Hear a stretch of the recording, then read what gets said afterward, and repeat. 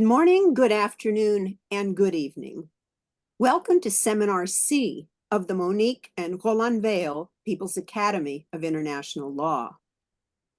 I am Marjorie Cohn, Dean of the People's Academy and member of the Bureau of the International Association of Democratic Lawyers. Our topic for today is abolition of nuclear weapons and nuclear power plants. Our faculty includes John Burroughs, Terry Lodge, and June Sasamoto. Each of them will speak for 20 to 30 minutes, then they will comment on each other's presentations, followed by questions and answers with all of you. We have French, Spanish, and English translation. Please put your questions in the Q&A box for our discussion. In the next few days, we will post on our website peoplesacademy.net, the faculty presentations in English, French, and Spanish, along with links to relevant articles. This seminar is dedicated to the great Daniel Ellsberg, who worked tirelessly to prevent nuclear war until his dying day a year ago. Our faculty members will offer perspectives from the global north and from the only state which has been subject to nuclear attack. This discussion could be deepened by considering global south perspectives on the existing global nuclear order. The politics around the right to development and access to nuclear energy, a focus of the non-aligned movement since its founding in 1955, influence global south states, including those outside the non-aligned movement like Brazil and Argentina in their policies on nuclear disarmament. The most recent nuclear disarmament treaty, the Treaty to Prohibit Nuclear Weapons, has only come into effect as the result of upholding the inalienable right under Article 4 of the Nuclear Non-Proliferation Treaty to access peaceful uses of nuclear energy, which includes developing nuclear power plants. Cuba and Venezuela insisted on this language, as did the majority of the non-aligned movement countries. Global South states want to shape the non-proliferation regime without sacrificing their rights to development, another important policy. They are trying to oppose new forms of colonialism and attain justice for the harms done to them by nuclear weapons testing, etc. There is optimism about the technology of so-called peaceful nuclear power and pessimism about testing, development, threats, and the use of nuclear weapons. In the United States, the ADVANCE Act was passed by the House of Representatives and the Senate and is headed for Joe Biden's desk. It will facilitate the licensing process for nuclear power plants, reduce licensing fees, allow foreign ownership of nuclear facilities in the U.S., and establish a special office in the Nuclear Regulatory Commission. According to the Nuclear Information and Resource Service, the Nuclear Advance Act, a 93-page bill to promote expensive, dangerous, dirty, environmentally unjust nuclear power that could accelerate nuclear exports and weapons proliferation and allow foreign ownership, control of U.S. nuclear facilities, is hitching a ride on the short fire grants and safety. It shifts the mission of the Nuclear Regulatory Commission to boosting more than regulating. With that, I will introduce our faculty for today's seminar.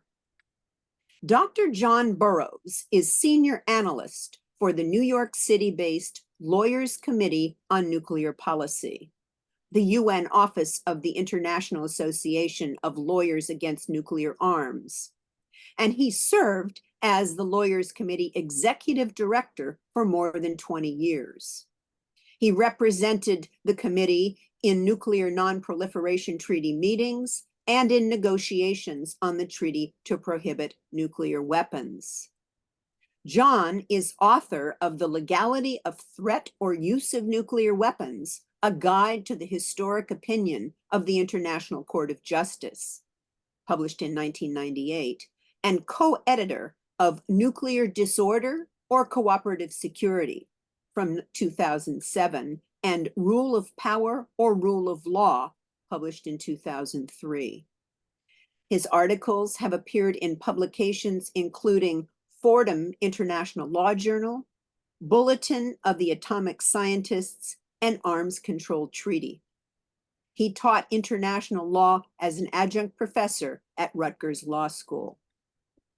John will discuss the legal regime for the prohibition and elimination of nuclear weapons. Terry Lodge is a longtime environmental, anti-war, and civil rights lawyer in Toledo, Ohio. In 45 years of private practice, he has represented opponents of nuclear power and nuclear weapons, mountaintop removal, fracking and its radioactive waste, and U.S. wars. In 2000, Terry filed suit in Michigan, which temporarily halted a plan to blend isotopes from decommissioned US and Russian nuclear weapons into mixed oxide plutonium fuel for Canada's nuclear reactor fleet.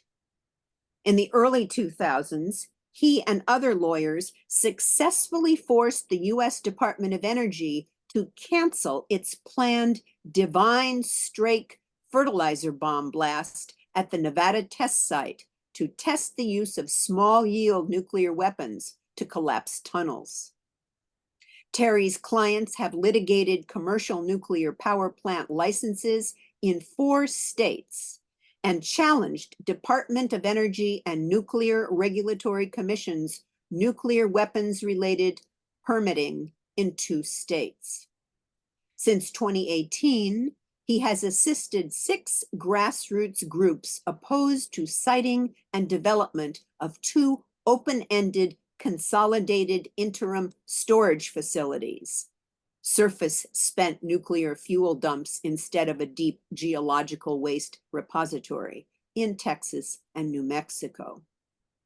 Terry will address arms races among the ruins of treaties and impunity. Jun Sakamoto is a lawyer and Secretary General of the Confederation of Lawyers of Asia and the Pacific, COLAP. He serves as a bureau member of the International Association of Democratic Lawyers and a task force member of the People's Academy of International Law. Jun devoted himself to establishing the Right to Peace Declaration in the UN Human Rights Council, and he is writing a doctoral thesis at the University of Tokyo on the right to peace. In 2008, he studied in Costa Rica to seek the possibility of a petition by Japanese victims of nuclear bombing before the Inter-American Commission on Human Rights. In light of the Fukushima nuclear disaster in 2011, Jun visited the Northern Mariana Islands in 2023 and interviewed fishermen and parliament members in Tinian, Rota, and Saipan Islands to prepare a lawsuit to stop the discharge of the contaminated water on behalf of the victims in foreign countries. Jun believes that nuclear energy is so closely related to nuclear weapons that it should be regulated internationally. Jun will discuss the Fukushima power plant accident and the illegality of nuclear power. So we will begin with John. John, go ahead. Thank you, Marjorie. The cornerstone of the current legal framework for nuclear disarmament remains the Nuclear Non-Proliferation Treaty, the NPT. The NPT discriminates in its very structure between the vast majority of states parties obligated not to acquire nuclear weapons and the states acknowledged to possess them, US, UK, France, Russia, China. But the NPT does set out a general obligation to pursue negotiations on the elimination of nuclear weapons. Importantly, 4 nuclear-armed states are outside the NPT: India, Pakistan, Israel, and the Democratic People's Republic of Korea, the DPRK. The NPT also impacts global energy and environmental policy. Far from calling for limiting or eliminating reliance on nuclear energy, it promotes knowledge sharing about and assistance in the use of nuclear power for so-called peaceful purposes. In addition to this over 50-year-old treaty, there are other agreements that shape the legal disarmament landscape. They include regional nuclear weapon-free zone treaties, the Treaty on the Prohibition of Nuclear Weapons, TPNW, which I will talk about later, and New START, the US-Russian Nuclear Arms Control Agreement. I will address 3 aspects of the NPT and the larger nuclear regime: non-proliferation, peaceful uses, and disarmament. Given all else there is to talk about, I won't address the illegality of threat and use of nuclear weapons, but I'm glad to do so in Q&A. Now, as to non-proliferation, the International Atomic Energy Agency, IAEA, predates the NPT and has its own statute, its own treaty. It is responsible for verifying the obligation of non-nuclear weapon states not to acquire nuclear weapons under the NPT. It does so through the system for safeguarding nuclear fuel for reactors.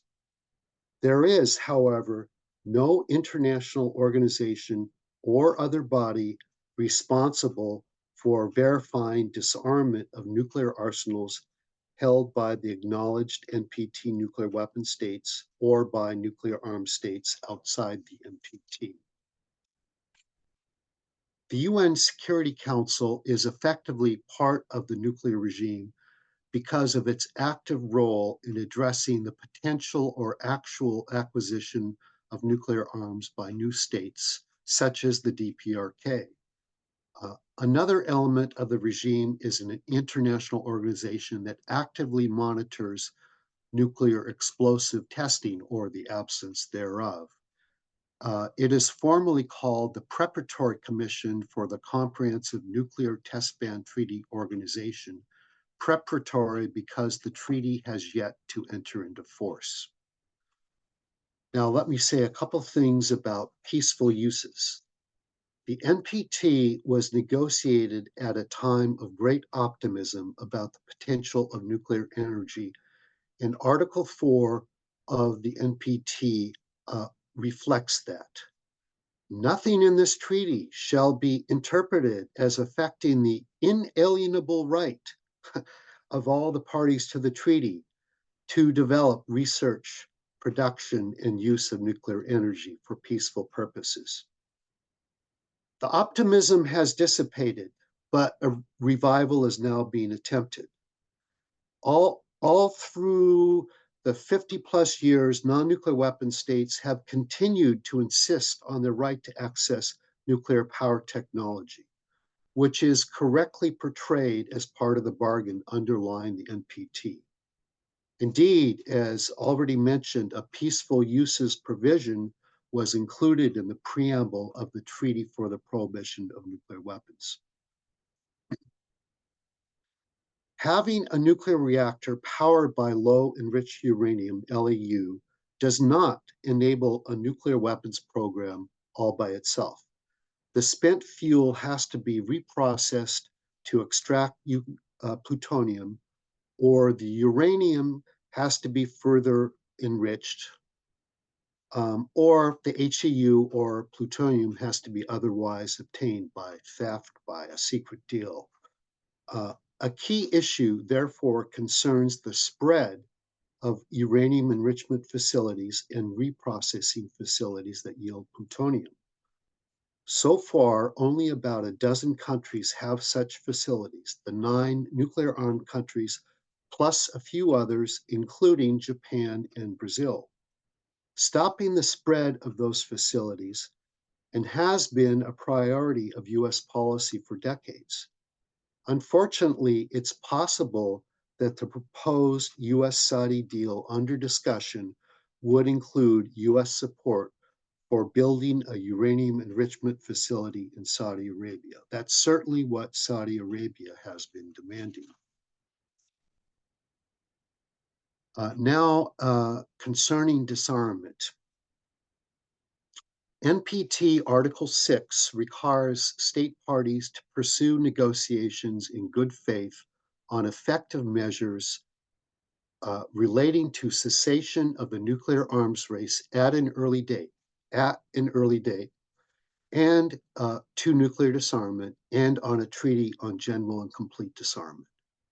The NPT preamble declares the desire to strengthen trust and cooperation among states to facilitate, quote, the elimination from national arsenals of nuclear weapons and the means of their delivery pursuant to a treaty on general and complete disarmament. What does this mean, treaty on general and complete disarmament? The way I see it, the Chemical Weapons Convention is such a treaty prohibiting chemical weapons. The Biological Weapons Convention prohibiting biological weapons is such a treaty on general complete disarmament. And a treaty on the elimination of nuclear weapons would also be a treaty on general complete disarmament. My organization, with others in the 1990s, drafted a model nuclear weapons convention, which, let's see, Costa Rica and Malaysia circulated within the UN system. And it essentially had all the provisions that would be required, from verification to enforcement, for a nuclear weapons treaty convention eliminating nuclear weapons worldwide. And that effort is still in that effort is still in,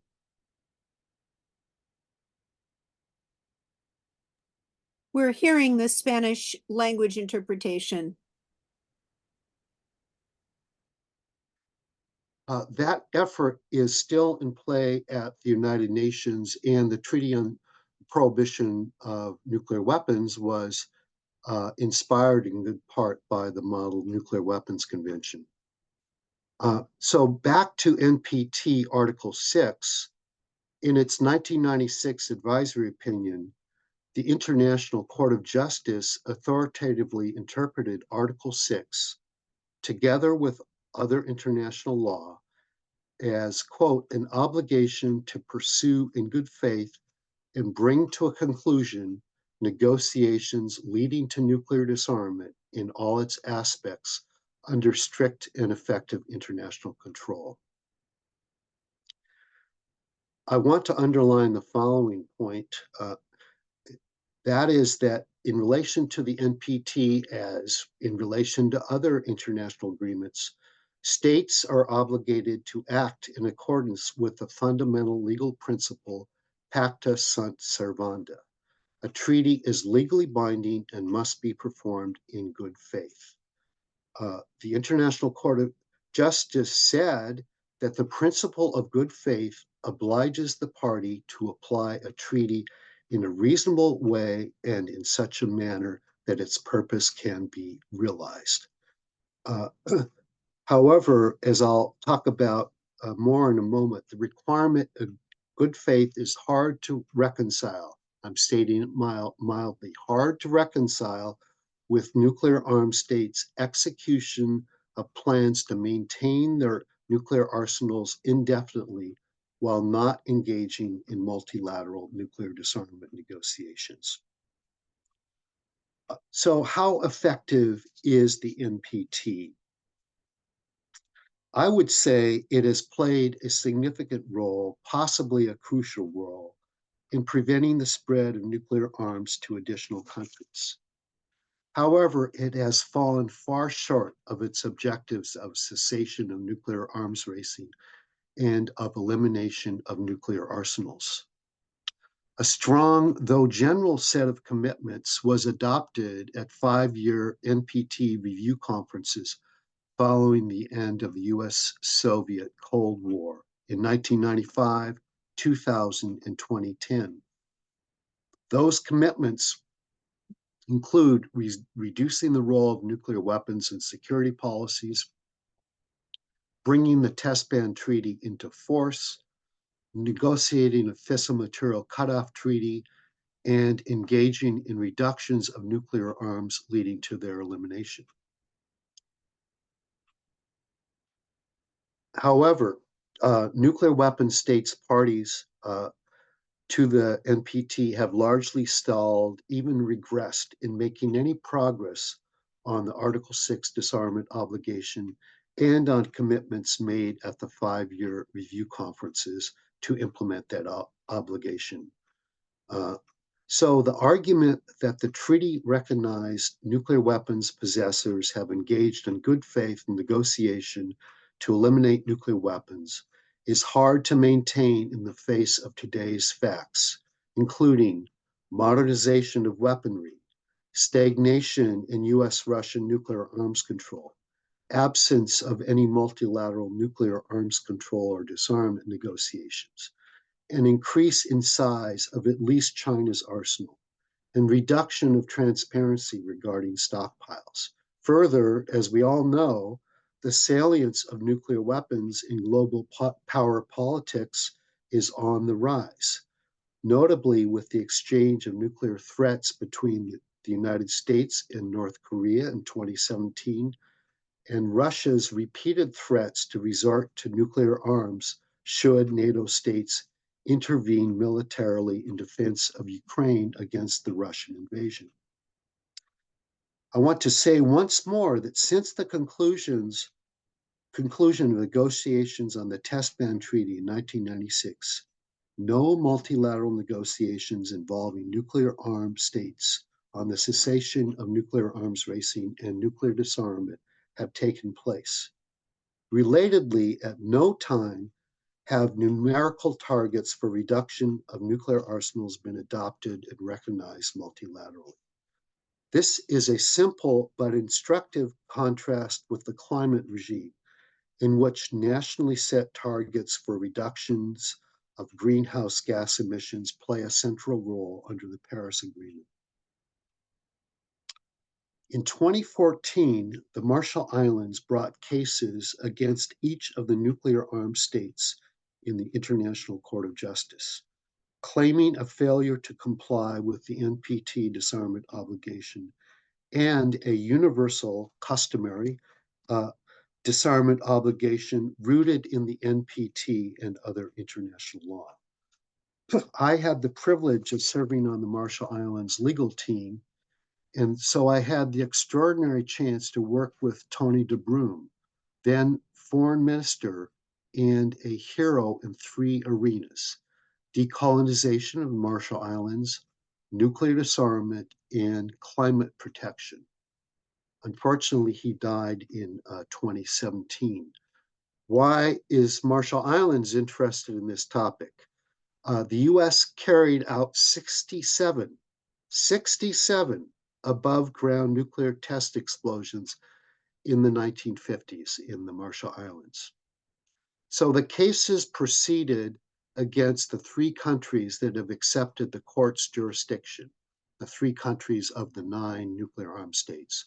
That is the UK, India, and Pakistan. The others declined the invitation to voluntarily accept the court's jurisdiction for these cases. The way the UK case unfolded, the Marshall Islands filed a memorial on the merits, which is available on the ICJ website.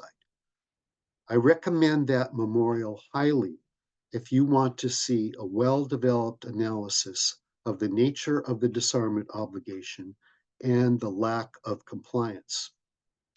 However, none of the three cases reached the merits.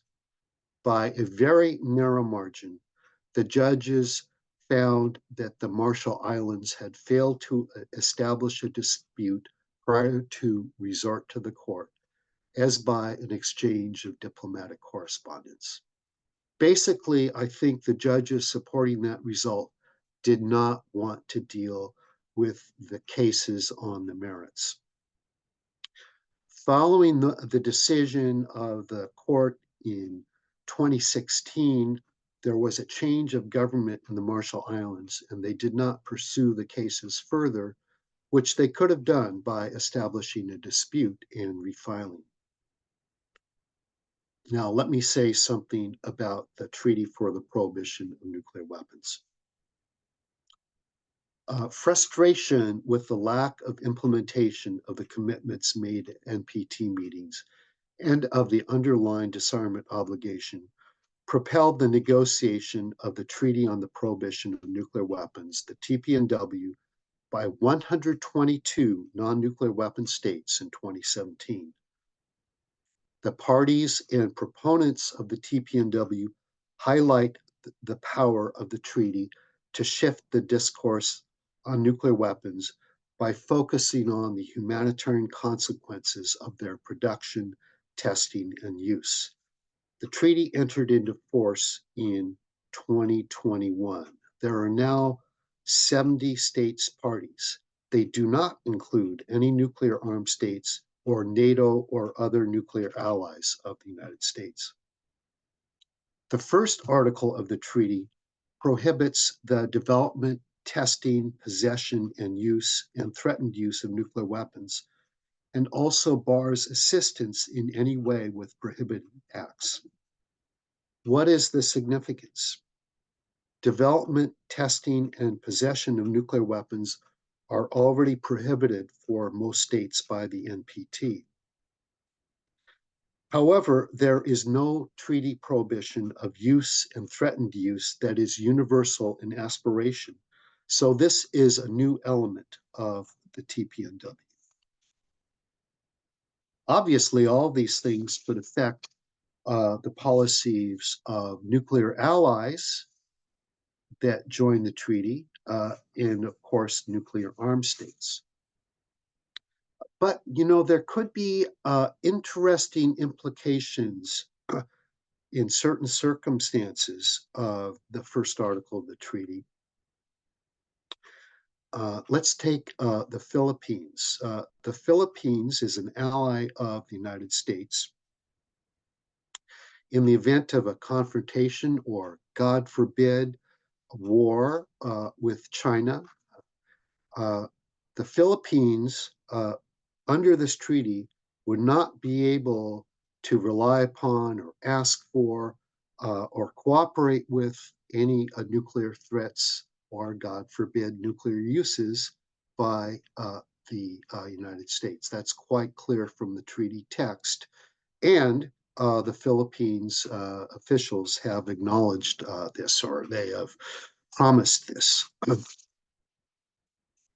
Now, Article 4 of the treaty provides two pathways for nuclear armed states to verifiably and irreversibly dismantle their nuclear arsenals, prior to joining the treaty or after joining the treaty. Disarm, then join, or join, then disarm. The provisions are not very detailed. For example, there is reference to an agency to be named later that would verify disarmament. Nonetheless, there is a basis in the treaty for disarmament process. For example, a protocol to the TPNW could be adopted that would deal with certain aspects of disarmament. And there are other issues as well that could be developed. Mechanism for ongoing monitoring of compliance by states that have disarmed, in addition to IAEA safeguards, or mechanisms for inducing or enforcing compliance. Article 6 of the treaty is truly innovative.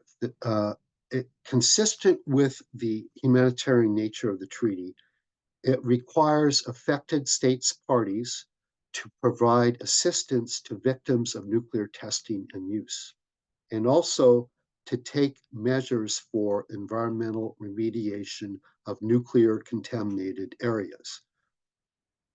In Article 7 imposes obligations on other states parties in a position to do so, to assist affected states parties and to provide assistance for assistance.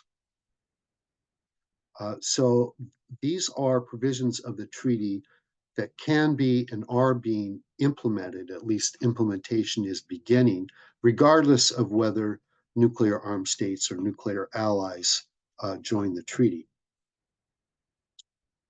The TPNW had its first meeting of states parties in 2022 and second in 2023. I attended the one in 2023 in New York City, and I was impressed by the energy that the governments were bringing to the process, and also the NGOs, above all, the international campaign to abolish nuclear weapons. The TPNW has been received very coolly by the NPT nuclear armed states, none of which are likely in the foreseeable future to join the treaty. Nonetheless, Austria and other leading states parties to the TPNW insist, with reason, that the TPNW is fully compatible with the NPT, serving as one means at least of implementation of the Article 6 disarmament obligation.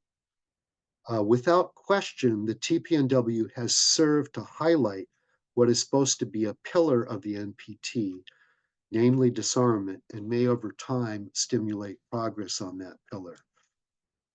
Like the regional nuclear weapon free zone treaties, it also reinforces the NPT obligation of non-acquisition of nuclear weapons by non-possessor states. And importantly, as I've noted, it has for the first time focused global policy attention on the imperatives of victim assistance and environmental remediation. Meeting those imperatives surely is the right thing to do and a necessity for ending the nuclear age in a responsible manner. They connect the TPNW to human rights law, as I'll briefly discuss now. In 2018, the UN Human Rights Committee released General Comment number 36 on the right to life, as set out in Article 6 of the Covenant on Civil and Political Rights. The committee stated that the threat or use of weapons of mass destruction, in particular nuclear weapons, is incompatible with respect for the right to life, and may amount to a crime under international law.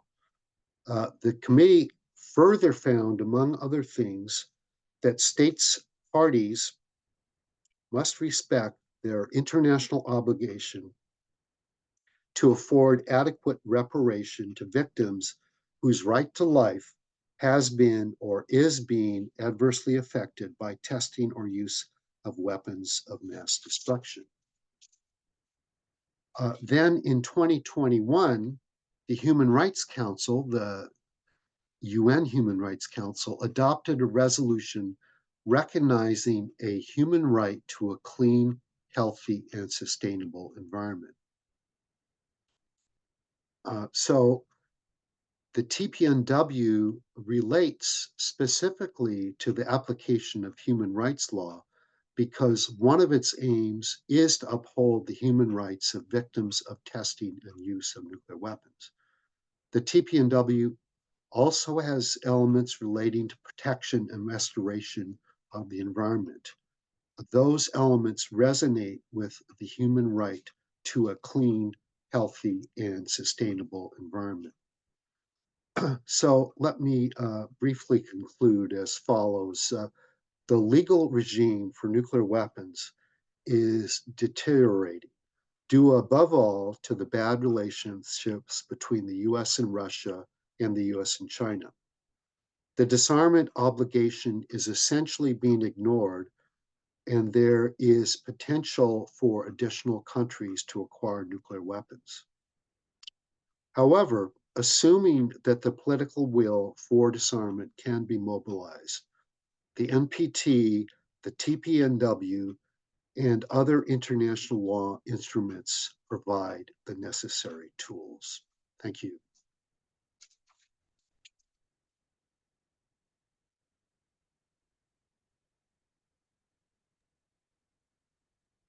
Thank you so much, John, for detailing the disarmament regimes of the NPT and the TPNW, the connections between the two, and their limitations. Our next speaker is Terry. Terry, go ahead. I will need screen sharing if it isn't already enabled. See if I can do this right.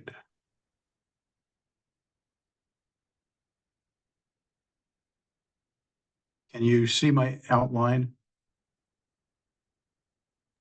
Yes, we can. Great. And I did something right. Good morning, afternoon, and evening, folks. And thank you, Marjorie. In this terrifyingly unique present, nuclear weapons are not only embraced, but they're becoming a form of international currency, replacing serious diplomacy. My comments will address the successes and failures of treaties and other international as well as national instruments that are aimed at reducing and abolishing nuclear weapons in these times. While not all of the ills, as John so eloquently explained, are the fault of the United Nations, my comments will principally discuss opportunities the US has missed, sometimes, if in fact, if not always, by design, opportunities that is to lead the world toward serious nuclear disarmament. The title of my talk borrows from a favorite folk song of mine from long ago, Race Among the Ruins by Gordon Lightfoot. The competition among the ruins that he sings about are the travails of lost romantic love. The races I'll be discussing today are tales of Dr. Strangelove, the growing international fondness for using nuclear weapons as currency to leverage international economic and military primacy. The Strangelove affairs are happening in the ruins of failures going back more than half a century, in fact, going back to World War II, to curb nuclear weapons, and they're spiced with growing resort to saber rattling, as I say, instead of diplomacy. The ruins of treaties began in earnest in the 21st century.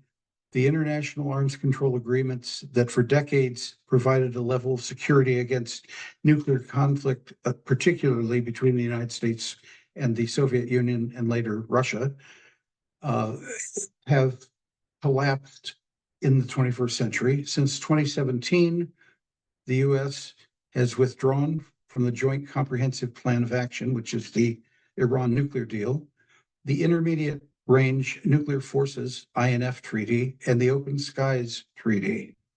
While the US and Russia had agreed to extend by 5 years the Strategic Arms Reduction Treaty of 2011, which is New START, that extension was until February 26, 2026.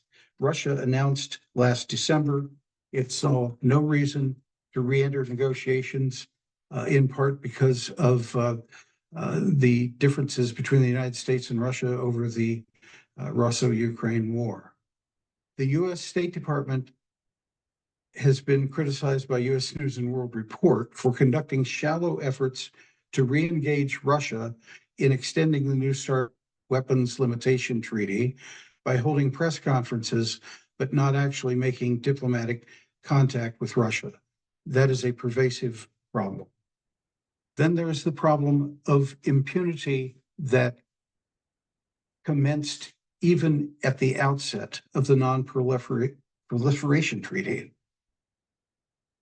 The Russian government earlier this year announced that it's beginning to install tactical, that would be battlefield usable or theater nuclear weapons in underground bunkers in Belarus. Whether that's legal under the NPT or just another rogue antic of Vladimir Putin depends on whether you're persuaded by the plain wording of the NPT or the United States 55-year-old originalist interpretation of the NPT. US nuclear weapons have been deployed in Europe under the auspices of NATO, the North Atlantic Treaty Organization, since the mid-1950s, aimed at the USSR and, of course, later Russia. There are approximately, they're believed to be 180 or so B-61 series so-called gravity drop bombs that are maintained in 6 bases in 5 European countries under US Air Force Guard lock and key. They are to be, if used, they would be loaded onto member nations' fighter bomber planes to be dropped on targets.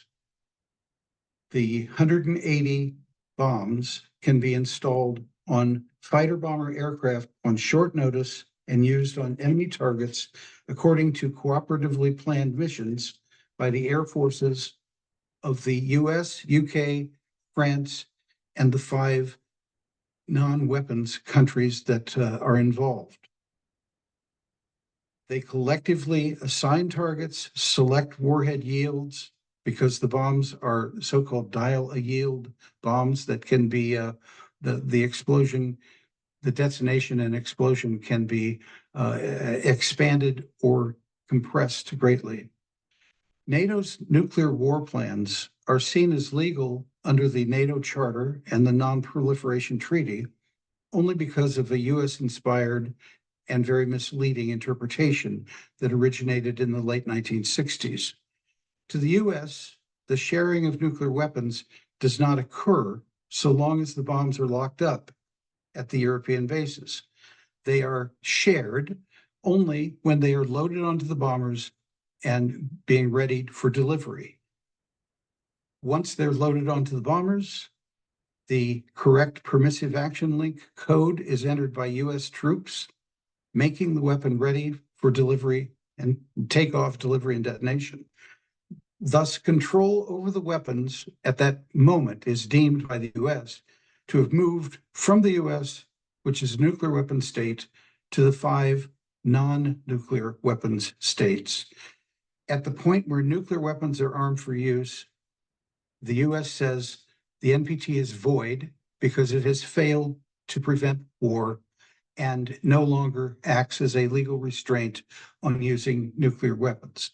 This is a breathtaking interpretation, even 55 years or so later, and it violates the spirit as well as the plain meaning of Articles 1 and 2 of the NPT. Those articles are unambiguous in stating that nuclear weapons and non-weapon states can't share. It's illegal. I'll just read you Article 1. This says, each nuclear weapon state party to the treaty undertakes not to transfer to any recipient whatsoever nuclear weapons or other nuclear explosive devices or control over such weapons or explosive devices directly or indirectly, and not to in any way assist, encourage, or induce any non-nuclear weapon state to manufacture or otherwise acquire weapons or other nuclear explosive devices or control over such weapons or explosive devices. Article 2 is framed very, very similarly, but from it's the agreement side of the agreement on the side of the non-weapons states.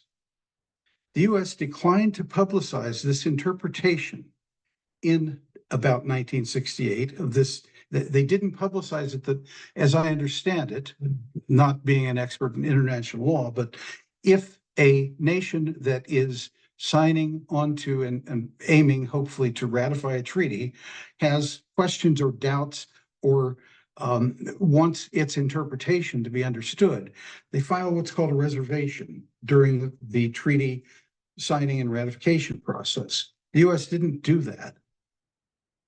The US circulated its interpretation semi-secretly to only a few NATO members and the Soviet Union.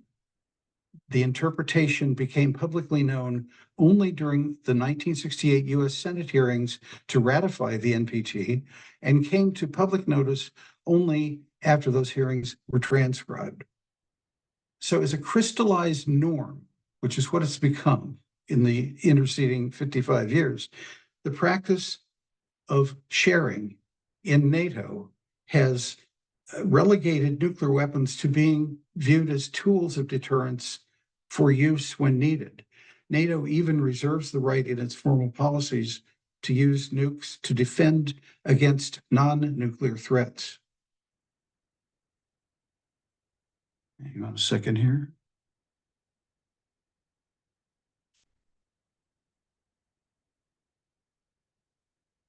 Thinkable nuclear war is a distinct problem among the nuclear weapons states, and I think it's a growing one against those who illegally have them.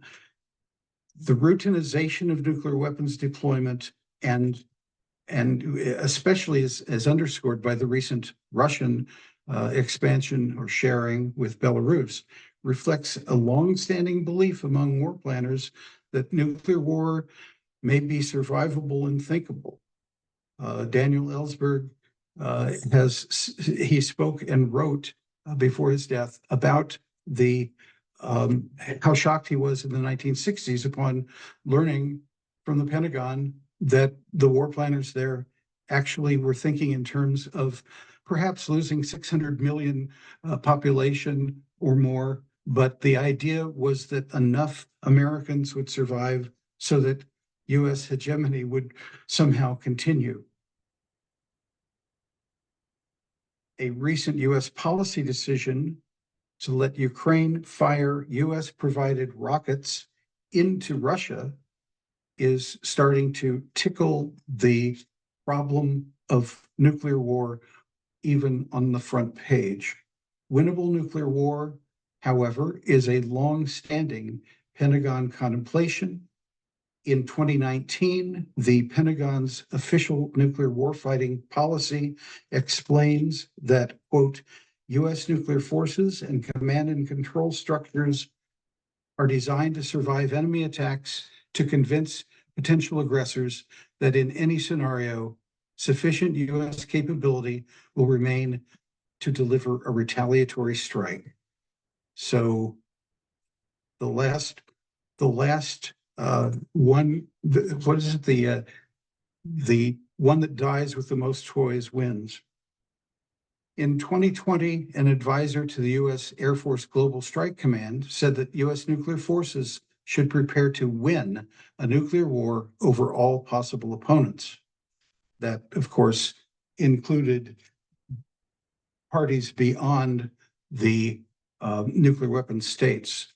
And there are at least 4 countries that include Israel, Pakistan, India, and North Korea, all of which have not signed the NPT, have no intention to, and have highly developed nuclear programs.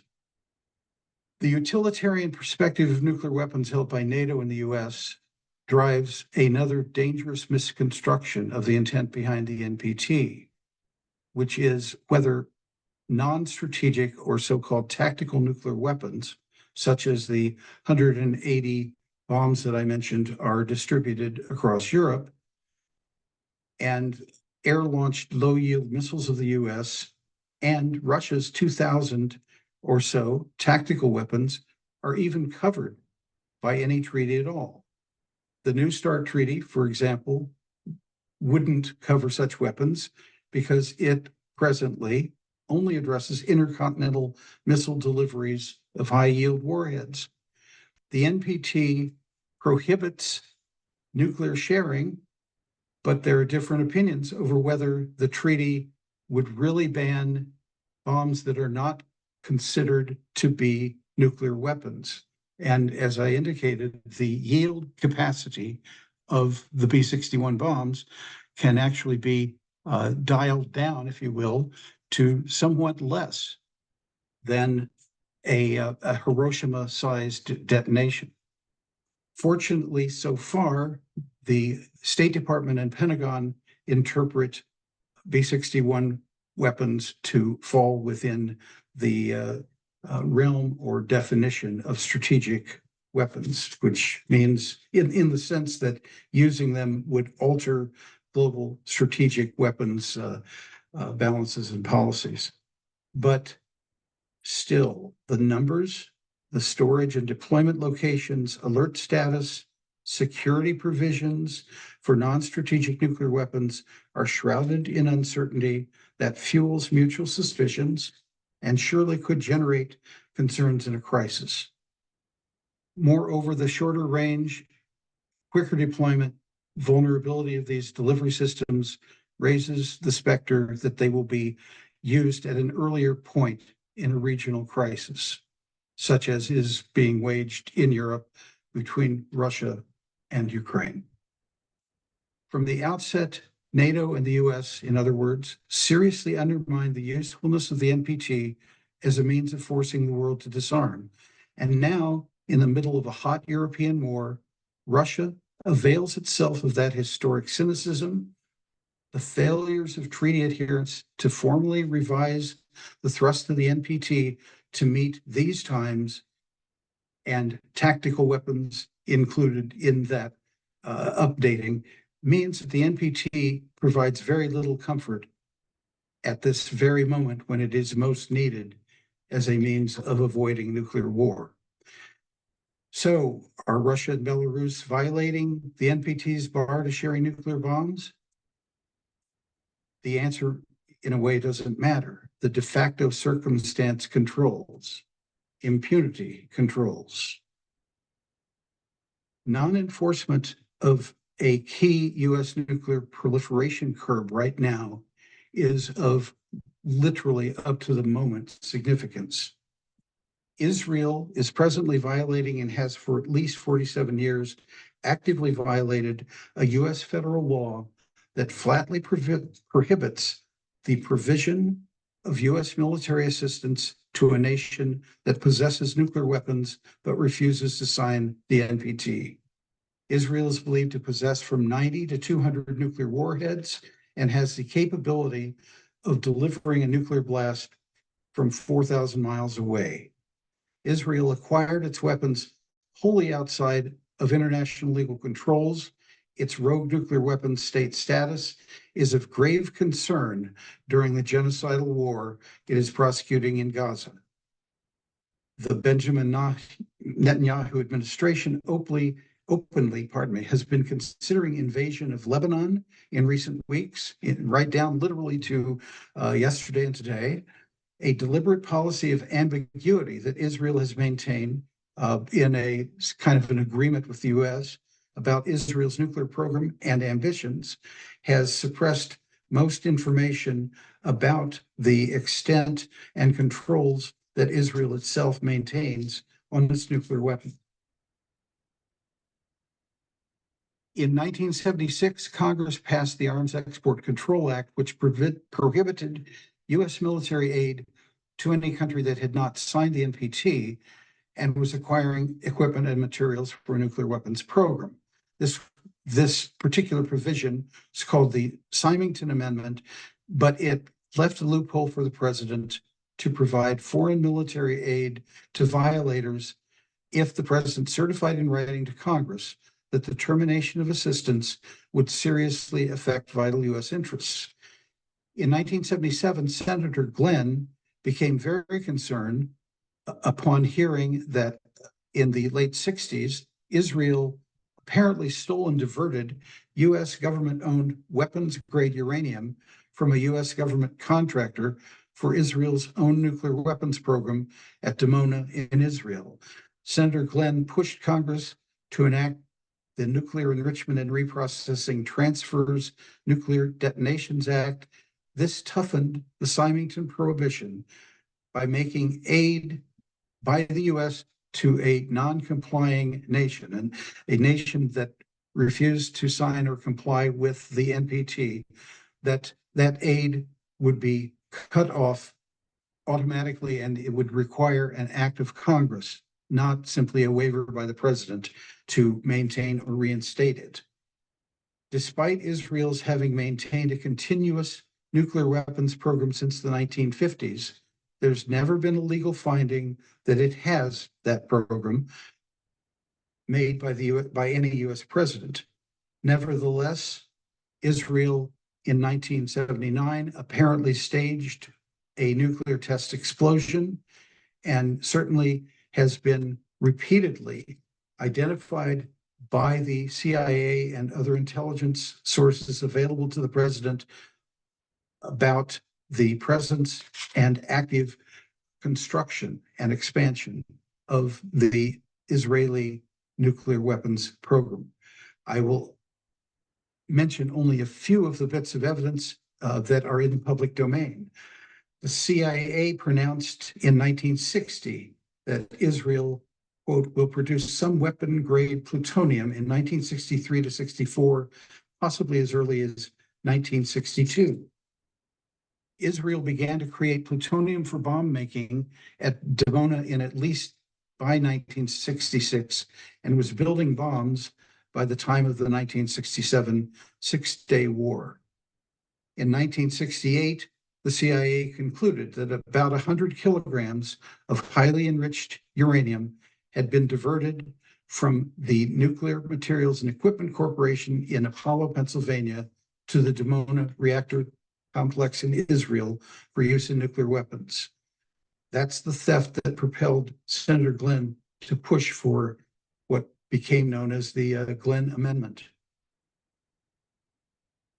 U.S. Secretary of State Henry Kissinger kept Israel's nuclear weapons a secret in the late 1960s in a deal to sell U.S. warplanes to Israel by publicly maintaining that it was to enhance Israel's conventional warfighting capability, and not by focusing on the fact that those jets could be fitted to drop nuclear bombs. This policy of nuclear ambiguity has persisted to the present. There are stories of how American presidents, or at least US administrations, have warned American federal employees not to speak publicly of Israel as having a nuclear weapons program. In 1976, the CIA estimated Israel had 10 to 20 nuclear bombs. In the 1980s, long before he became Israel's prime minister, Benjamin Netanyahu himself allegedly was directly involved in an Israeli international smuggling ring that resulted in the theft of 800 nuclear weapons trigger components from a US firm.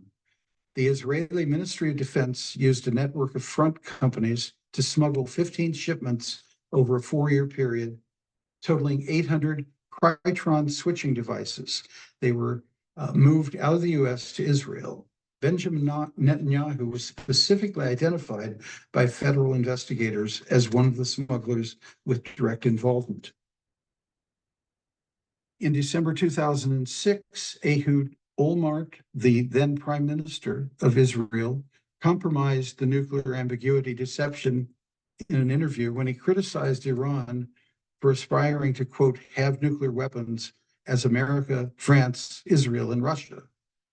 In 2010, the US Bureau of Industry and Security charged a US-based firm with violating export administration regulations for delivering 22 oscilloscopes to Israel.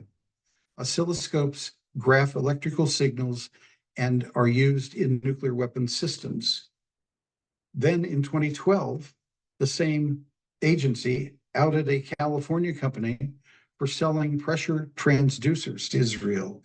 Transducers measure the gas pressure inside centrifuge cascades, which are used to enrich uranium for nuclear weapons.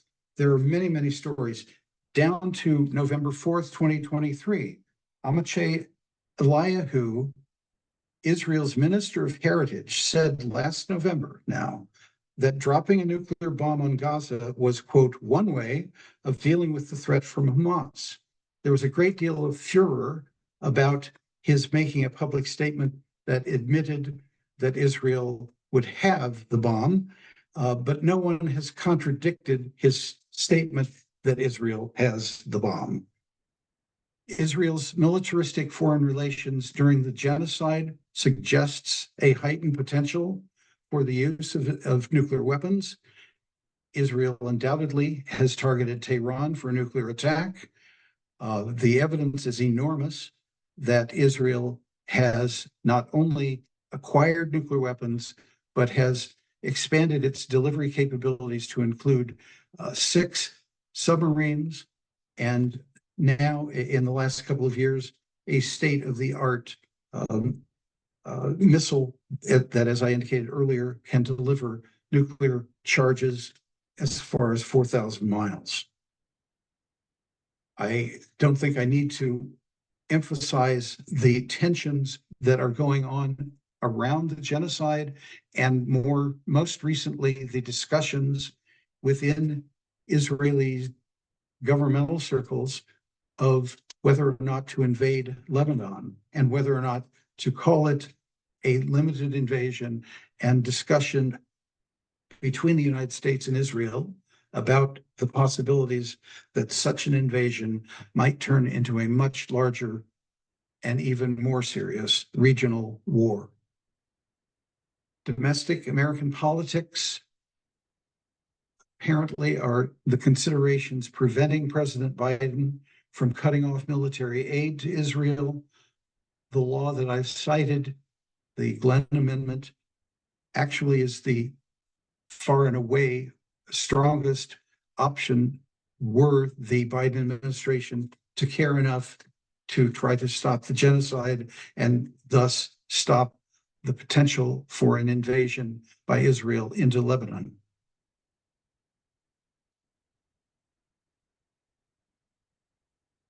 But there are other races going on. The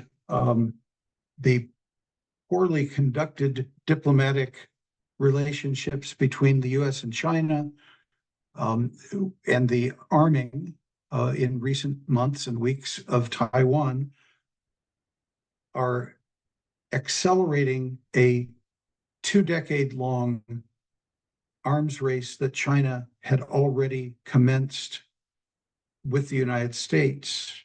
Throughout much of the 21st century, and particularly in the last 4 years, China has been engaged in a dramatic expansion of nuclear weapons production. They plan to have 700 strategic nuclear warheads by 2027 and 1,000 by 2030. Russia is, of course, also engaging in a nuclear weapons race with the United States, and is readying, as China is doing. Both of those countries are readying remote sites for the conduct of above-ground nuclear weapons tests. The United States is also readying an underground laboratory at the Nevada National Security Site, formerly the Nevada Test Site, to conduct subcritical tests, which are experiments that use explosives or components of a weapon for testing purposes, but do not trigger a nuclear chain reaction. They do it cause some degree of actual explosion, but in the United States scheme, it would be contained to underground testing. Next generation reactors, as Marjorie alluded to in her initial comments, next generation reactors, small modular reactors, also known as advanced reactors, are being designed and planned for in multiple countries. There's even been some construction in some disturbing locations. Dozens of small modular reactors are being planned. SMRs range from less than 10 megawatts electric up to 300 megawatts electric, and use a range, or are being considered to use a range of possible coolants, including light water, liquid metal, or molten salt, depending on the technology. Some of them are actually operated in such a way, if they are ever built, that they could be refueled without shutting down the reactor. That's a very troubling feature, one that is a standing characteristic of CANDU reactors that are used in Britain and Canada. The problem is that if you can remove fuel and install new fuel while a reactor is operating, it is much easier to conceal the fact that a country might be doing something nefarious with the spent fuel by reprocessing, reclaiming, as John detailed in his presentation. Globally, there are more than 80 SMR designs at different stages of development across 18 countries.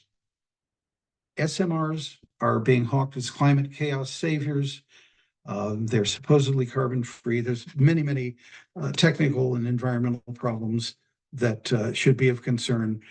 They are being pushed as an appropriate backup type of power generator for smart electric grids. The problem is, as John alluded to, many of them are nuclear weapons proliferation factories. The National Academies of Science, which is mainstream scientific agency of the federal government, has itself expressed doubts about oversight and containment of the nuclear weapons proliferation potential of some of the most popular technologies being considered in the United States. In response to growing pressure to amend the Atomic Energy Act to allow U.S. companies to compete globally in an industry projected to grow domestically to $295 billion by 2043, Congress last week, June 18th, passed the Accelerating Deployment of Versatile Advanced Nuclear for Clergy, or ADVANCED Act. The sweeping statute, as Marjorie summarized, is a sharp departure from 50 years of U.S. nuclear power regulation. Under the Atomic Energy Act, public health and safety were supposedly enshrined as the mission priority, but last week, Congress mandated that within a year, the NRC, in its licensing decisions, must not, quote, unnecessarily limit the civilian use of radioactive materials and radioactive materials and deployment of nuclear energy, or the benefits of civilian use of radioactive materials and nuclear energy technology to society. I call this the capitalism impact statement provision. The ADVANCE Act also eases restrictions on export transfers and sales of nuclear technology to expand global sales of SMRs in what appears to be a de facto reversal of Section 123 of the Atomic Energy Act. Section 123 has been on the books since the act was passed in 1954. It sets up a strict regulatory interagency kind of approach to any decision to export nuclear weapons, or I should say atomic material, nuclear material, or nuclear technology, even for nuclear power plants. But that provision, without being expressly overruled by Congress, is effectively being bypassed by the multiple amendments to the policies that are expressed in the ADVANCE Act. Globalization of SMRs will bring these nuclear weapons proliferation machines within the reach of authoritarians and autocratic governmental leaders. Saudi Arabia, as John alluded, is quibbling right now over whether it should be allowed in conjunction with an anticipated small reactor development program, whether it should be allowed to have reprocessing as a feature. Reprocessing is the chemical separation of isotopes where plutonium and other radioactive elements such as cesium are chemically segregated from spent nuclear fuel for some type of reuse. The mixed oxide fuel is one example of the reuse of plutonium. and it is very controversial. It's certainly more controversial given the fact that Saudi Arabia is refusing so far to sign on to the NPT until it gets its way. And it is even more troubling that the United States is in the process of developing a long-term security arrangement with Saudi Arabia. And the fact of the Saudi Arabian request for reprocessing as a right is one of the elements under consideration. The United Arab Emirates, another authoritarian state, has a 4-unit reactor complex that has almost been completed. 3 of 4 units have gone either through startup testing and are actually plugged into the grid or are undergoing startup testing. SMRs are not just technological experiments, in other words, they're experiments in whether the Non-Proliferation Treaty or impunity will determine future nuclear warfighting. The view of the US military and the State Department has become entrenched in the perception that nuclear arms treaties are pointless since supposedly Russia will cheat and China won't come to the bargaining table. Russia and China's growing nuclear weapons arsenals are used to justify the rapid and expensive modernization of the US nuclear weapons complex. Historic agreements have been allowed to wither away. There is, even in the daily news, an astonishing US naivete and arrogance about the actual prospects of nuclear weapons being used, either by Russia in the Ukraine theater or by Israel if its invasion of Lebanon, for instance, does not go well and it finds itself being bombarded literally by Hezbollah weapons. There are ways to move the world away from these dangerous myths. They are urgently needed. As Gordon Lightfoot put it in Race Among the Ruins, in the final stanza, if you plan to face tomorrow, do it soon. That's what we must do. Thank you. Thank you so much, Terry, for your critical analysis of NATO's, Russia's, China's, and Israel's frightening store of nuclear weapons and the fallacy put forth by the Pentagon of a winnable nuclear war. Our final faculty member is June Sasamoto. June?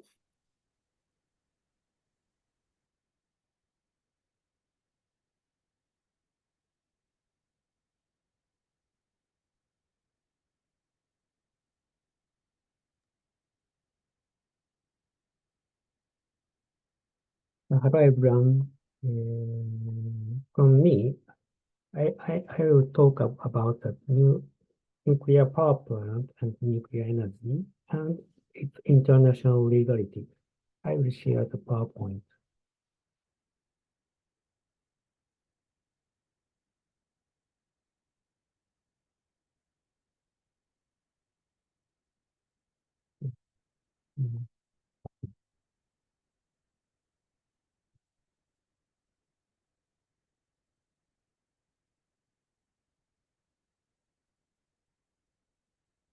First, Japanese people experienced the Fukushima Daiichi nuclear power plant accident in 2011.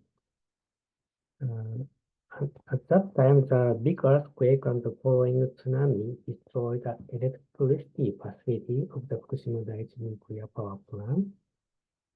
It led to explosion of the nuclear reactor building, and the reactor was also damaged. At the time of the explosion, there were fears of catastrophic damage in Fukushima and all over Japan. Even in Tokyo, we checked radiation level every day at that time. Even today, residents near the Fukushima power plant cannot return to their homes and have become internal or international evacuees. Meanwhile, TEPCO, Tokyo Electric Power Company, continue to cool down the nuclear debris and could not take up it from the meltdown reactor, not yet, and many have yet to return. No final disposal method for nuclear waste has been established, and although nuclear waste is temporarily stockpiled at a final disposal facility in Aomori Prefecture, no final disposal technology has been established. In 2023, the Japanese government and TEPCO pushed through the contaminated water discharge into the Pacific Ocean, despite domestic and international criticism. June, please talk a little bit louder for the interpreters. Also, the lawsuit in Japan. Since the Fukushima accident, many lawsuits for the compensation and injunctions have been filed by many victims as plaintiffs. The lawsuit for compensation for damage at TEPCO's liability was acknowledged by the court. However, 2022, the Supreme Court declined to recognize the government's liability for damage. Lawsuits for injunction against the operation of nuclear power plants were accepted in some cases. However, government is now trying to restart nuclear power plants by setting new safety standards. In 2023, a lawsuit was filed seeking injunction to stop the discharge of contaminated water from Fukushima into the Pacific Ocean, claiming infringement of fishing rights. The lawsuit is currently ongoing.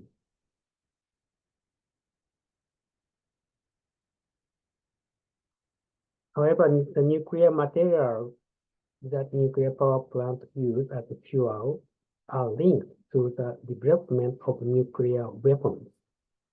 I believe that there is a need to determine how nuclear power plants should be regulated and made it illegal under international law.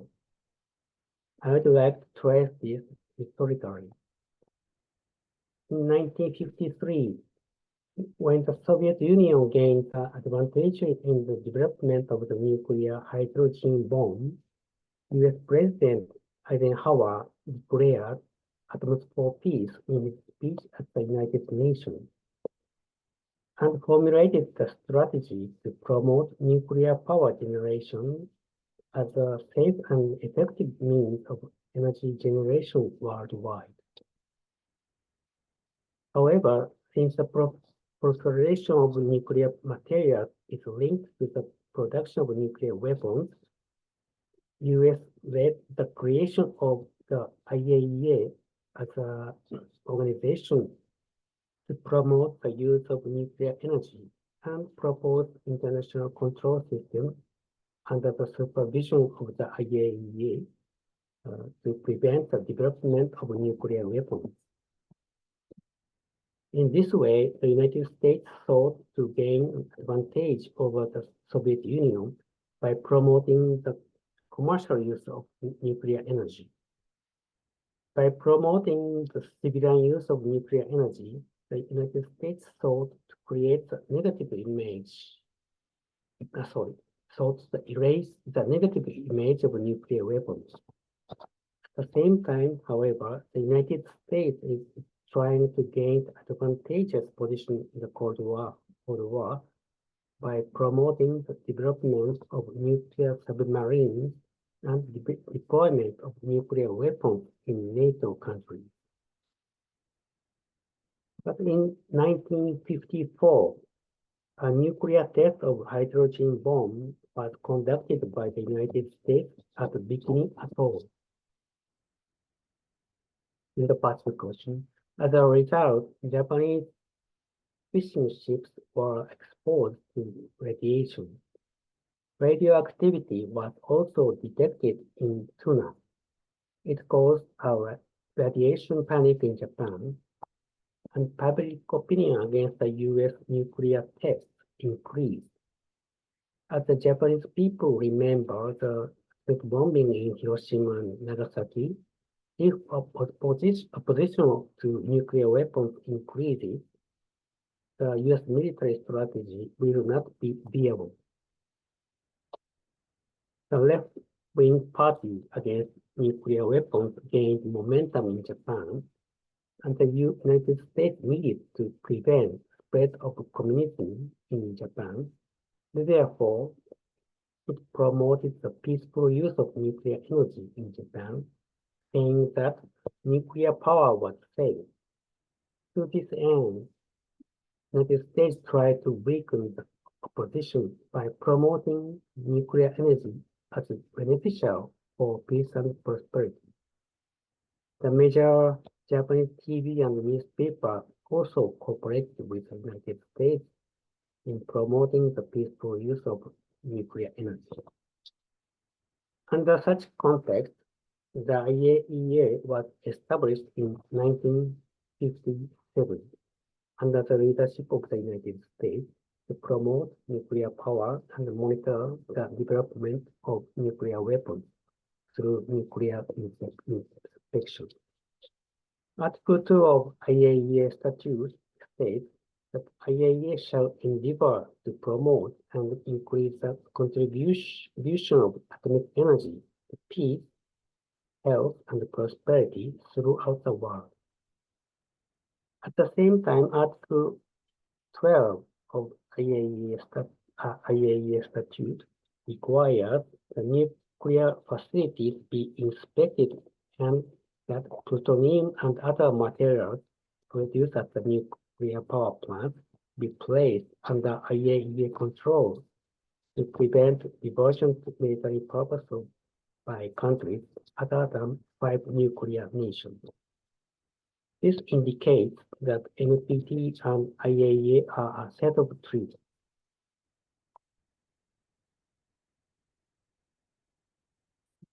Both NPT and TPNW restricted the possession of nuclear weapons, while actively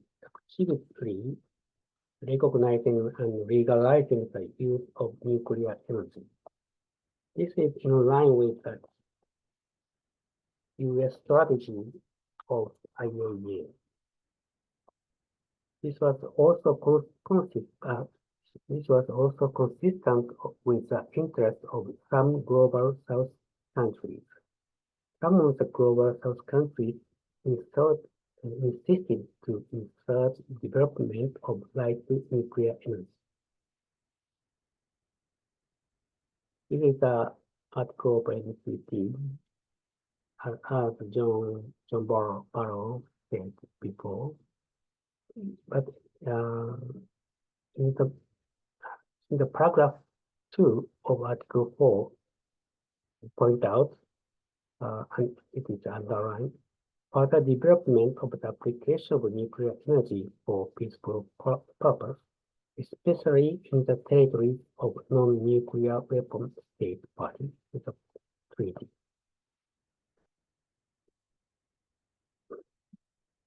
This this NPT treaty fixed the NPT regime, and this regime did not change when the Treaty on the Prohibition of Nuclear Weapons was concluded. This is the preamble of TPNW. This preamble refers to the alienable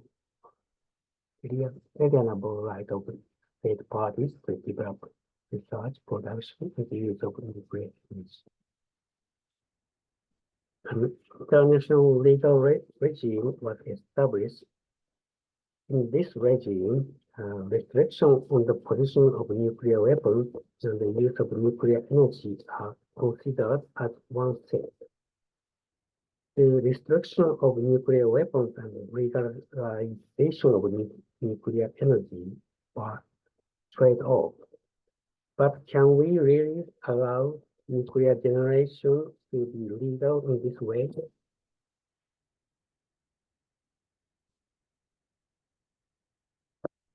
The Fukushima contaminated water from the nuclear power plants contain tritium.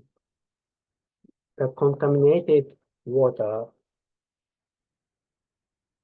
contacts directly with the nuclear fuel in the destroyed reactor. And the water has a significant impact on human health and environment. When the Japanese government made plans to discharge nuclear contaminated water into the Pacific Ocean, Japanese government immediately consulted with the IAEA. And IAEA Secretary General Grossi, Mr. Grossi visited Japan several times and issued a report just before the discharge of contaminated water in 2023 August. IAEA report said the water meets international safety standards and has negligible impact on human and environment. Even after the discharge, the IAEA has also stated that standards have been met. As IAEA, which is the agency to promote nuclear power, there is a question of whether the standards set by IAEA are reliable. It will take more than 30 years to complete discharge of water, even if the concentration of contamination water meets the standard, but total amount of contaminated water has not been disclosed. Therefore, it cannot be said that there will be no impact on environment or human health. Also, if the discharge of tritium-contaminated water into the ocean is not allowed at Fukushima, discharge of cooling water from reprocessing facilities in the UK and France will be prevented. IAEA is afraid of such an impact. In this regard, there is an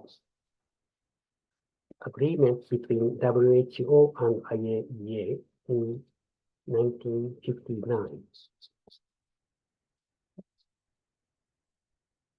One NGO that is called Independent WHO denounced this agreement.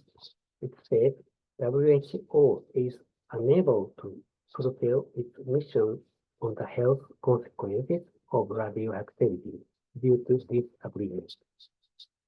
Whether during the Chernobyl disaster and then in Fukushima, but also in relation to all manner of nuclear issues, the evidence shows that WHO has not exhibited any autonomy of initiative or resources in radiation protection. This agreement is one example that IAEA is afraid of being prevented by health impact.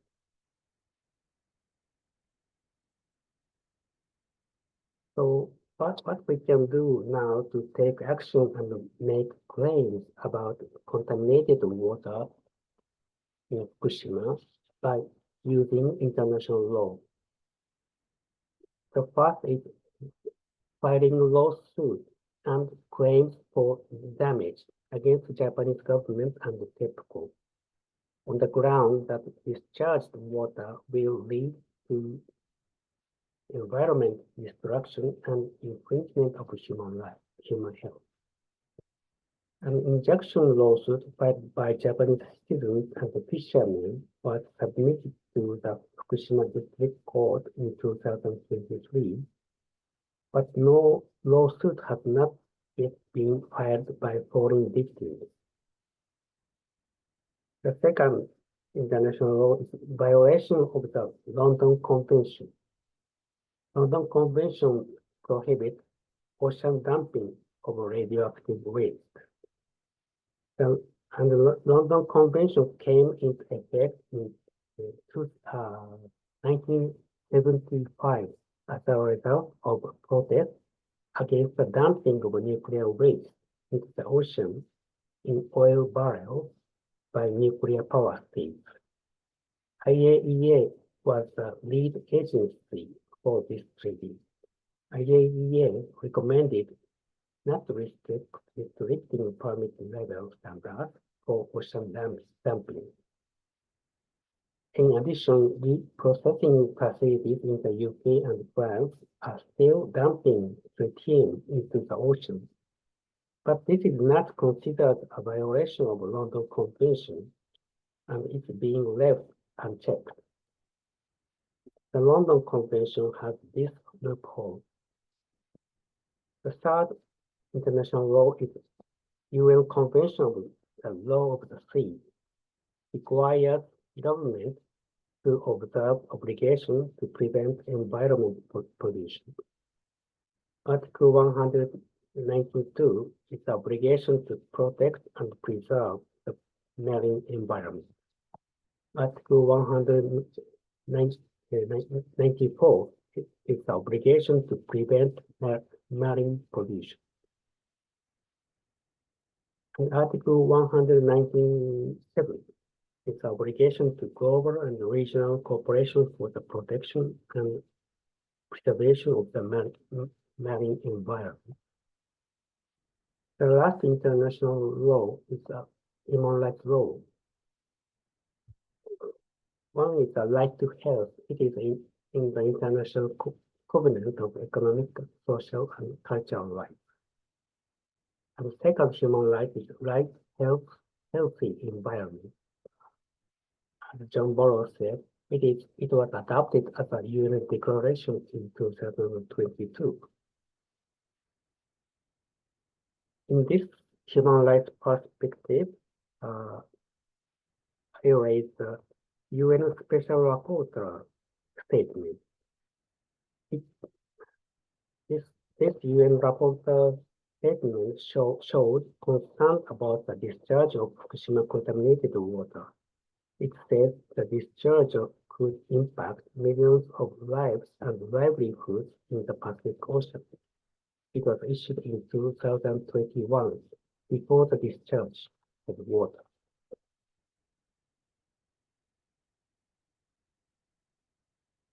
So this is the last part of my presentation. We need to consider again why we need to outlaw the nuclear power generation. I think there are 4 reasons.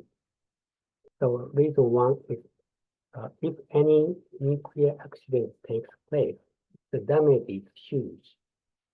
Even there is a possibility of natural disasters, nuclear accidents can take place in every country. The effects of Chernobyl and Fukushima accidents are still ongoing. People can no longer live on the surrounding sites. Second reason is final disposition. Final disposition methods for nuclear waste have not been confirmed, and it is not perfect.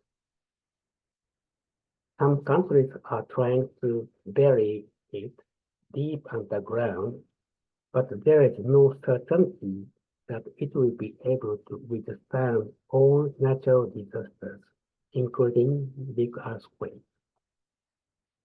The third reason of illegality is nuclear power plants could be a target of terrorists and enemy armed attacks. During the war in Ukraine, nuclear power plants were also the subject of offensive and defensive military actions. This danger will not disappear.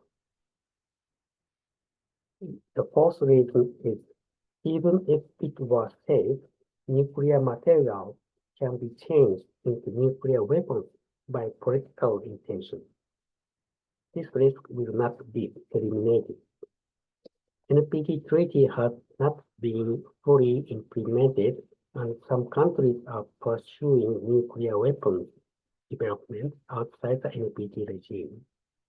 There is also a danger that a country like Iran will allow nuclear development in exchange for a ban on nuclear weapons.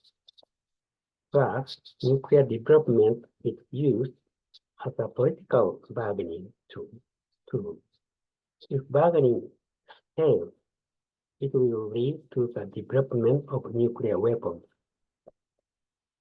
In this regard, I will introduce the Costa Rican court decision in 2008. It declares a close relationship between nuclear power plants and nuclear weapons. This is an instructive ruling. The Costa Rican 2008 ruling held that a decree authorizing the extraction of uranium and thorium and manufacturing of nuclear fuel and fabrication of nuclear reactors. These decrees violate the Costa Rican peace constitution. This is the text of the court ruling. It points out this decree that allowed to produce the nuclear reactor is used for war and highly contaminated character of war. And next paragraph, this decree is unconstitutional because it results against the value of peace for its possible links with bellicose activity. So it's concluded it is unconstitutional against Costa Rican peace constitution. My conclusion today is we should outlaw nuclear power generation from the lesson from the Fukushima disaster and their potential diversion to nuclear weapons. Thank you very much.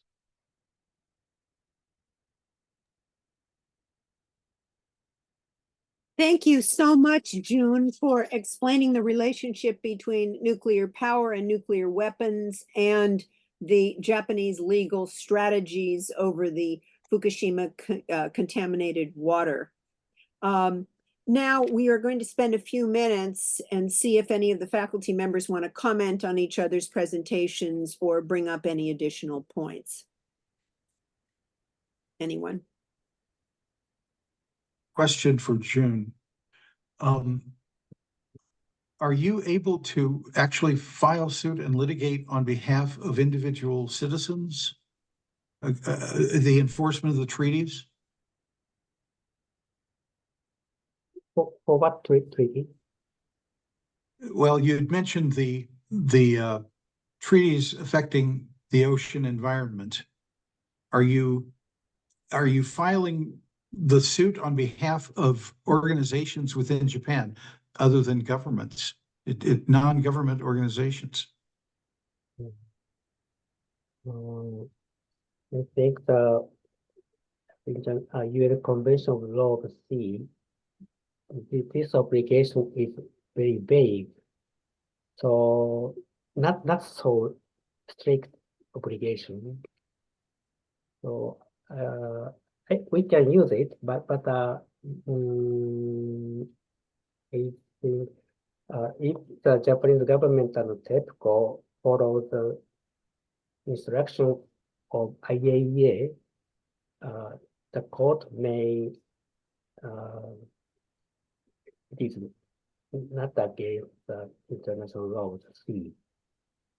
I think some professor said about it. So it is not a perfect international law, I think.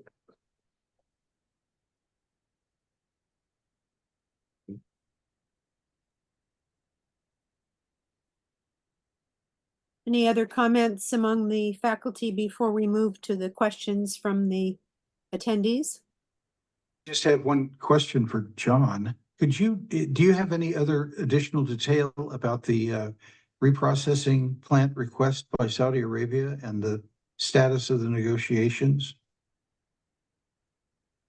No, I looked into it a little bit in preparation for this webinar, and it seems that that information is being very closely held.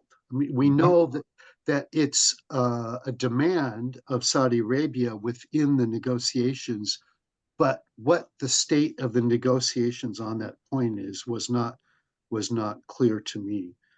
I was hoping he knew. I have a question which might go a bit beyond the scope of the webinar, but I'm going to ask it anyway. Terry, you have a remarkable record as a litigator. Do you have any cases you're now working on or that you expect that would relate to issues we've discussed in the webinar? Actually, I have been in discussion with a few attorneys of the Guild about the Glenn Amendment, because we've watched the brilliantly litigated CCR, Leahy laws, and Arms Control Act litigation. You know, it's not as though I'm very optimistic, and I'm kind of waiting to see what the Ninth Circuit does with their appeal of their case. But that's it for now. Sorry, which case is that? The Center for Constitutional Rights litigation over the Leahy laws, their attempts to, well, it's actually not a 1983 action, but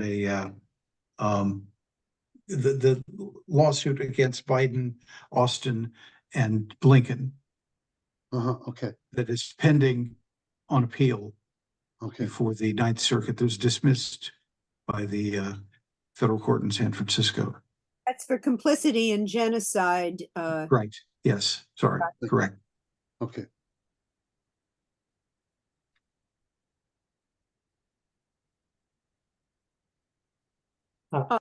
Sorry. I have a question to John. In my presentation, I said the global South countries insist to insert right to development of nuclear energy in the NPT or TPNW. But this is a governmental level. If you know, do you know the position of the NGO in global South countries to nuclear energy in the non-making process of TPNW, if you know? No, I don't really know on the one hand. On the other hand, I have not seen, for instance, in TPNW meeting a year or so ago, let's see, that was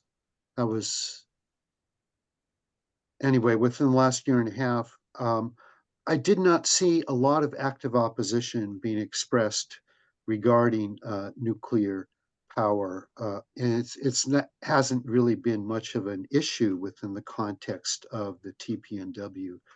In the context of the NPT, no, I can't say that I've really seen a lot of advocacy by global South groups opposing nuclear power.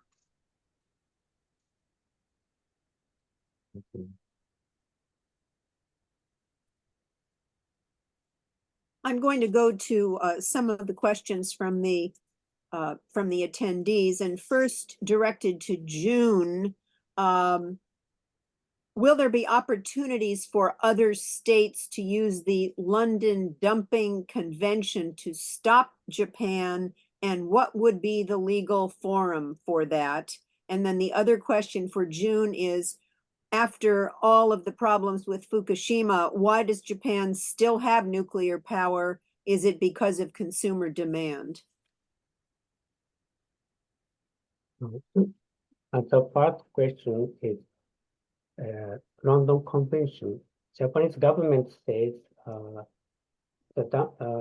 dumping of contaminated water is not applied because the London Convention re- requests some kind of ways to release the contaminated water. In the Fukushima case,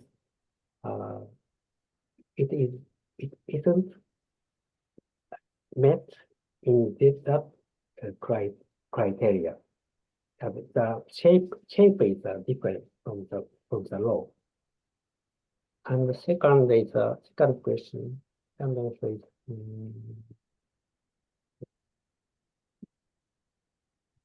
sorry. What is the second question? The second question was, why does Japan still have nuclear power? Is it because of consumer demand? After the Fukushima disaster, some years, all the nuclear power plants stopped. But and now the Japanese government is trying to restart, and some nuclear power plants already started. Because I think it is the Japanese government is related to the benefit of the nuclear reactor companies. It consists of U.S. company General Electric or and Japanese company. I remember Hitachi or Toshiba. The Japanese government is on behalf of their company's benefit. So I think they have to restart the nuclear power plant. Okay, and there are three more questions. I'm going to just say them all, and then any of you can respond to any that you want to. First of all, it appears that we can't do without nuclear power in the foreseeable future. There's no real activism opposed to nuclear power. And although there aren't voices advocating for new nuclear power plants, the sentiment is apparently that we have to hold on to the ones we've got. Is that true? Second, don't we also need a freeze on missile defense systems? The ABA systems are throwing out the policy of deterrence and setting up a regime with a first strike capability without an effort to return the US and Russia to a new ABM treaty. Aren't we doomed even if we make progress on a new nuclear freeze or other nuclear weapons control treaties?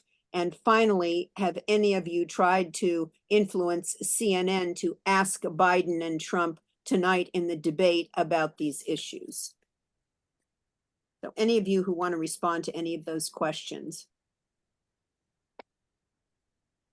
Well, I would like to say something briefly about missile defenses. The truth is that the global elimination of nuclear weapons will also have to require controls on so-called strategic systems, which can affect the military interests of other powers. That includes missile defenses, and it also includes non-nuclear, so-called strategic conventional forces like bombs delivered by missiles. And so nuclear disarmament is going to require to some extent, accompanying control of other military systems. And, the Russians have been saying this since the 1990s, essentially. And, the answer of the US has basically been not to respond.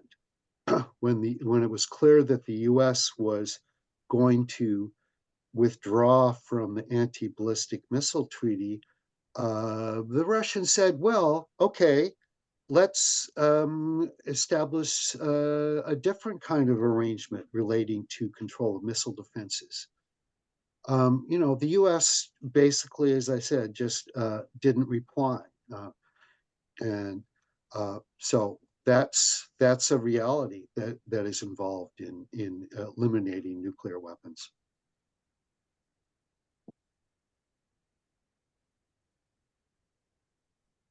And Would it- regarding first questions, nuclear instead of nuclear energy, I think after the Fukushima disaster, European countries like Germany and Italy politically changed the strategy to from the nuclear power generation to renewable energy generation. So I think this change is by political intention, and if the government converts the budget to most of the budget into the renewable energy, I think it can be possible. But after the Ukraine war, the European country has changed, but it is also due to the political intention. So I think the political intention is more important for change of energy strategy. Yes, as usual. Mm. Okay, any other comments by any of the faculty? Well, thank you so much to John and Terry and June for your fine presentations. This is the final program of the first year of the People's Academy of International Law. We will be on summer break until September 19th. I want to thank the International Association of Democratic Lawyers, IADL, as well as the members of the People's Academy task force with whom I have worked for the last 3 years. They are Jeannie Myrer, Marty Schmidt, June Sasamoto, Maria LaHood, Gail Davidson, and Charlotte Cates. And thank you all for your attendance and participation in our courses and seminars. We hope you will, we hope to continue to provide top-notch programs at the Academy at no charge to make them widely available to people all over the world. And we encourage you to support the Academy. We will soon put a donation button on the website at peoplesacademy.net, and we will send you a link in our email notices. On September 19th, course 5A will be devoted to human rights and people's rights. We hope to see you then. Thank you.